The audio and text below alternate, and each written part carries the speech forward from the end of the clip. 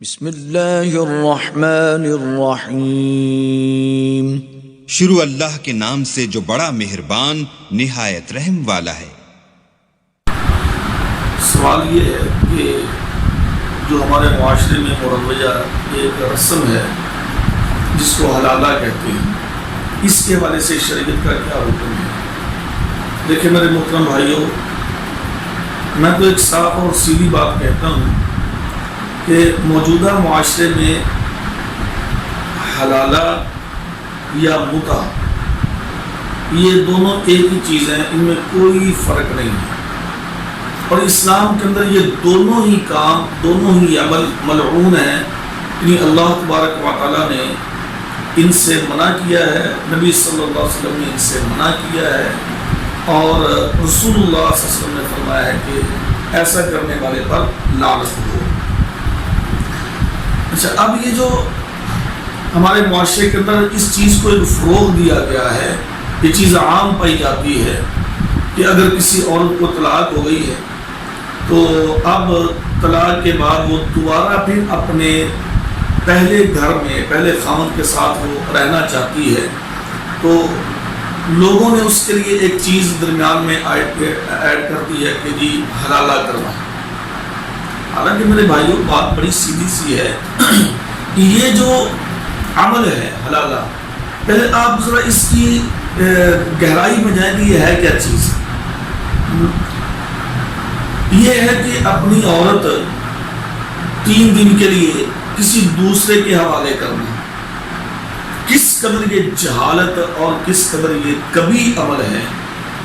اسلام تو بھائی عزتوں کی حفاظت کرنے کے لیے ہے، اسلام تو عزتوں کا محافظ ہے، یعنی اسلام تو عزت، چادر، چار دیواری، اس چیز کا تو خیال رکھتا ہے اور اس چیز کا حکم دیتا ہے۔ یہ کون سا اسلام ہے، کون سا مذہب ہے، کون سا دین ہے کہ جو خود ہی اپنی عورت کو دوسروں کے پاس بھیجتا ہے اور اپنی عزت کو نیلام کرتا ہے؟ شرم آنی چاہیے، انتہائی غلط یہ عمل ہے۔ مختصر سی بات یہ ہے میرے بھائیوں، میں ایک 2-4 چیزیں آپ کے سامنے رکھتا ہوں، اب ذرا آپ اس کا موازنہ کر لیجیے۔ ایک ہوتا ہے نکاح مسنون اور ایک ہوتا ہے نکاح حلالہ۔ اب ذرا ان دونوں کا موازنہ کریں آپ۔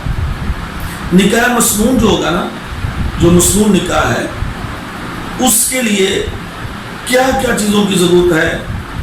مختصر سی بات یہ ہے، نکاح مسنونہ کے لیے ولی کا ہونا، عورت کا ولی کا ہونا ضروری ہے۔ نکاح مسنونہ کے لیے حق مہر اس کا ہونا ضروری ہے، چاہے تھوڑا ہو یا زیادہ اپنی حیثیت کے مطابق ہو۔ نکاح مسنونہ کے لیے کم از کم 2 گواہوں کا ہونا ضروری ہے۔ نکاح مسنونہ کے لیے اعلان، یعنی لوگوں کے اندر اس کی تشہیر، یہ نہیں کہ پوری دنیا میں اس کی تشہیر کرو، لیکن کم از کم اپنے محلے میں، اپنے خاندان میں، اپنے گرد و نواح میں اس کی تشہیر ہونی چاہیے۔ نکاح مسنونہ کے بعد ایک دعوت کا عمل ہوتا ہے جس کو دعوت ولیمہ کہا جاتا ہے۔ تو نکاح مسنونہ کے بعد جو مسنون دعا ہے بارک اللہ لک، یہ دعا دی جاتی ہے۔ تو نکاح مسنونہ میں یعنی کہ دونوں طرف سے، یعنی کہ طرفین بیٹھتے ہیں اور آپس کے اندر جو کچھ شرائط ہوتی ہیں، کچھ آپس کی بات چیت ہوتی ہے، یعنی فہم و تفہیم کے ساتھ، رضامندی کے ساتھ وہ چیزیں طے ہوتی ہیں۔ نکاح مسنون میں باقاعدہ لوگ 2-4 آدمیوں کی شکل میں یا 10-15 لوگوں کی شکل میں وہ آتے ہیں اور باقاعدہ طور پہ لڑکی کا نکاح ہوتا ہے، اور اس کو اس کے والدین، اس کے ورثاء اس کو عزت اور احترام کے ساتھ وہ رخصت کرتے ہیں۔ یعنی یہ چند ایک موٹی موٹی باتیں ہیں جو نکاح مسنونہ کے اندر ہیں۔ اب ذرا سوچیے، کیا یہ ساری چیزیں حلالہ میں ہوتی ہیں؟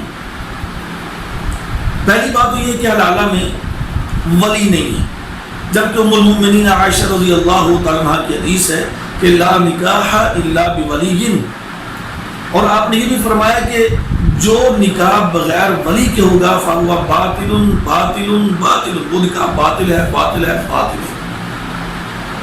اور حلالہ میں تو ولی کی ضرورت ہی نہیں محسوس کی جاتی، ولی کو پتہ ہی نہیں ہوتا، اور ولی کون بن رہا ہوتا؟ اس کا خامد، جو کہ صاحب کا جو ایکس خامد ہے وہ اس کا ولی بن رہا ہوتا ہے، بھئی وہ اس کا لگتا کیا ہے، اس کا اس کے ساتھ تعلق اور رشتہ کیا ہے کہ جو اس کا وہ ولی بنا بیٹھا ہے اور وہ آج اس کا نکاح کر رہا ہے؟ اس کا باپ ہے یہ اس کا بھائی ہے، اس کا دادا ہے، اس کا چاچا ہے، یا اس کا شریک ولی بنتا ہے تو پھر ٹھیک ہے وہ آگے نکاح کرے۔ پہلی تو یہ مخالفت اسلام کی شریعت کی۔ اور دوسری چیز حق مہر ہوتا ہے، حق مہر نکاح مسنونہ میں، کیا اس میں حق مہر ہوتا ہے؟ میں نے ایک مولوی صاحب سے بات کی، کہتے ہیں جی ہاں حق مہر اس میں بھی ہوتا ہے، چلے ٹھیک ہے اس میں حق مہر ہوتا ہے۔ اچھا تیسری چیز، نکاح مسنون کے اندر ہاں جی گواہ ہوتے ہیں۔ اس میں کون سے گواہ ہوتے ہیں؟ مولوی صاحب خود، وہ جو اس کا سابقہ خامد اب اس کا کچھ بھی نہیں لگتا، وہ یہ اس کے کیسے گواہ بن سکتے ہیں؟ یہ اس کے گواہ بن ہی نہیں سکتے۔ کم از کم 2 گواہ ہونے چاہیے۔ کیا حلالہ میں یہ چیز ہوتی ہے؟ نہیں ہوتی، یہ تو اندر کھاتے چھپ چھپا کے کام ہوتا ہے۔ پھر میں نے عرض کیا کہ نکاح کے اندر اعلان، پیارے نبی صلی اللہ علیہ وسلم فرمایا کہ اس کو اعلانیہ کرو، اعلانیہ لوگوں کو بتا کے کہ نہیں میں نکاح کر رہا ہوں۔ یعنی کیا کبھی کسی نے حلالہ کرنے والے نے، کروانے والے نے کبھی سپیکر میں کبھی کارڈ تقسیم کیے ہوں، کبھی لوگوں کو بتایا ہو کہ انوائٹ کیا ہو کہ آج بھی سارے کیوں کہ میں حلالہ کرنے لگا ہوں، ہاں یا میں اپنی بیوی کو دوسرے کے حوالے کرنے لگا ہوں؟ کیسی عجیب و غریب قسم کی یہ تبلیغ ہے، اور کیسا یہ نظام ہے اسلام کے خلاف، اور اسلام کی کیسے دھجیاں اکھاڑی جا رہی ہیں۔ اچھا پھر نکاح مسنون کے اندر ولیمہ ہوتا ہے۔ کبھی کسی حلالہ کروانے والے نے ولیمہ کیا؟ کبھی آپ زندگی میں بتائیں کبھی کسی کی دعوت پہ گئے ہوں، ہاں جی نکاح ولیمہ کی دعوت پہ تو آپ جاتے ہیں، لوگ آپ کو بلاتے ہیں اور آپ گفٹ لے کے جاتے ہیں باقاعدہ ان کے لیے۔ آج تک کبھی کسی مولوی نے جو حلالے کرنے والے ہیں ظالم، ان میں سے کبھی کسی نے کہا ہو کہ جی ہاں جی آج حلالے کی جو وہ دعوت ہو رہی ہے، آئیں جی فلاں فلاں فلاں تشریف لائیں؟ کبھی کسی ہوٹل میں، کبھی کسی گھر میں، کبھی کسی مسجد میں، کبھی کسی دسترخوان نے لگایا ہو کسی نے کہ جی یہ حلالے کی دعوت ولیمہ ہو رہی ہے؟ نہیں ہوتی۔ اس کا مطلب ہے کہ یہ جہالت ہے، یہ چھپ چھپا کے کام ہونے والے ہیں۔ اچھا اس کے بعد اس میں باقاعدہ نکاح مسنون میں ایک چاہے چھوٹی سی ہو بڑی سی ہو، ایک برات کا کنسیپٹ ہے۔ لوگ آتے ہیں، بیٹھتے ہیں، افہام و تفہیم سے اپنے وہ شرط و شرائط کو ایک دوسرے کے ساتھ لکھواتے ہیں۔ کیا حلالے کے اندر کبھی کوئی برات بن کے گئی ہے کہ پوری برات بن کے گئی ہو؟ ہاں جی لڑکی کو لے بھائی کدھر جا رہے ہو؟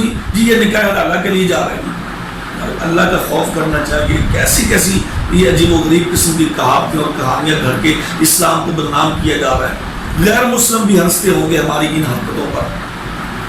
تو لہٰذا یہ ساری چیزیں، اس کے علاوہ اور بے شمار چیزوں کا آپ موازنہ کر سکتے ہیں۔ یہ حلالہ والا جو کنسیپٹ ہے یہ اسلام میں سرے سے ہے ہی نہیں ہے، اور حرام ہے۔ یہ حرام، حلالہ کیا ہے، اس کو حرامہ کہنا چاہیے۔ بلکہ کچھ لوگ تو ایسے ہیں کہ جو بڑی سخت بات کہتے ہیں، اور یہ بات واقعی ذہن کو لگتی ہے۔ آپ بھی ذرا سوچیں اس بات پہ، یعنی کہ غلطی مرد کرتا ہے، قصور مرد یعنی کہ طلاق اس نے دیے اور حلالہ عورت کرواتی ہے۔ تو اللہ کا خوف کرنا چاہیے۔ اگر واقع یہ بات ہے تو پھر ٹھیک ہے، غلطی مرد کی ہے تو مرد جائے نہ کروائے اپنا حلالہ، اللہ معاف کرے۔ کیسی عجیب و غریب قسم کی یہ سوچ ہے۔ اس لیے میرے محترم بھائیو، اسلام جو ہے، اسلام یہ عزت کا محافظ ہے۔ اسلام جو چادر کا، چار دیواری کا یہ محافظ ہے۔ اسلام عزتوں کو نیلام نہیں کرتا، اسلام عزتوں کو بیچتا نہیں ہے، اسلام محافظ ہے۔ اور ایک بات یاد رکھیے، میں نے پہلے کہا تھا متع اور حلالہ ایک ہی چیز ہے۔ متع اور حلالہ ایک ہی چیز ہے، اور انشاءاللہ میں اپنی اس بات پہ قائم ہوں۔ کیوں؟ دیکھیے متع کس چیز کو کہتے ہیں؟ متع اس کو کہتے ہیں کہ جی آپ کسی بھی عورت کے ساتھ عارضی نکاح کرتے ہیں، وہ 10 دن کے لیے کریں، وہ 1 مہینے کے لیے کریں، یعنی یا وہ 1 سال کے لیے کر لیں، یا وہ 2 دن کے لیے کر لیں، 3 دن کے لیے کر لیں، اس کو وہ اتنے دنوں کا آپ معاوضہ دے دیں گے۔ اس کو کیا کہتے ہیں؟ متع کہتے ہیں۔ یعنی جس نکاح میں حد کا تعین ہے کہ جی میں فلاں عورت کے ساتھ 1 مہینے کے لیے نکاح کر رہا ہوں، یا 10 دن کے لیے کر رہا ہوں، یا 3 دن کے لیے کر رہا ہوں، یا 1 سال کے لیے کر رہا ہوں، جس نکاح میں ایک تعین ہے، ایک مدت کا تعین ہے، وہ نکاح متع کہلاتا ہے، اور اس کو معاوضہ دیا جاتا ہے۔